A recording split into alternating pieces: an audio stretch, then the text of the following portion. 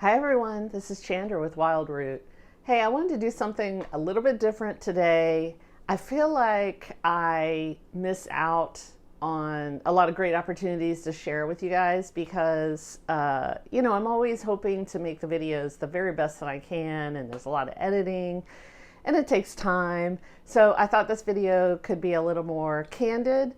And I'm just going to share real quick about how I make my salves. So as you know, the fall equinox just passed, and I love to be making medicine during that time of the year. So I started our muscle and bruise salve, which I've been out of for a while.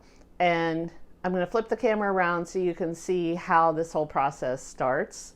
And I'll just kind of talk you through it. And it's not going to be a very detailed video, but I think you'll still get something out of it. Okay, here it is. This is my muscle and bruise salve in the works. And yes, I'm doing it in a crock pot. So basically what I do is I take dry herbs. So this one, for instance, is comfrey root. And I fill the jars halfway with dry herbs, and then I top them off with organic olive oil. So that's for each one of these. You can see this is the camphor weed, and this I've actually harvested out of my yard. I have several different, as you can see, 6 different herbs that go in this formula. This is cayenne pepper. It's getting a really nice red color right now. So all I do is I put the herbs in there, we put the oil in there, and some people do this they set the herbs in the sun and just let them get infused that way with the heat from the sun. You can also put these in the oven under a low heat. I've just found that doing it in a crock pot, excuse me, doing it in a crock pot just makes it really easy and consistent. And you can also, check the temperature. So I have a little digital reader here so I can check the temperature on these things.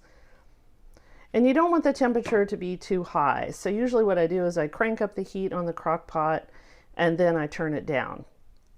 And this has been infusing for about 72 hours. You don't have to go as long as I do. I just like the herbs to be, the oils to be fragrant when they're done. I know this says lemon vinegar, it's not what's in there. And then I just loosely put the lids on top. And the reason I do that is because I don't want anything getting in the oils, number one. You don't want to close them because you don't want the jars to explode.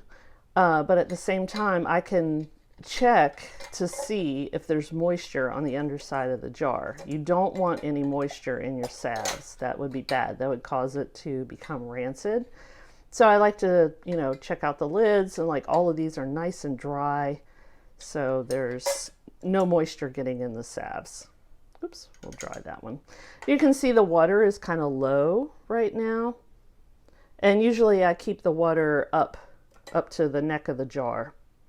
So when I'm done with this, I'm going to strain the herbs, and then we're going to add our beeswax, and we're going to put these in jars.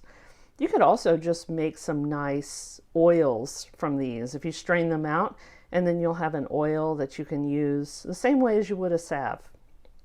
All right, so this is my basic 101 on salve making. First, you make the herbal oils, and you can use other oils too. I've used coconut, but I find that some people are allergic to coconut, or if they have nut allergies, sometimes they can't use coconut.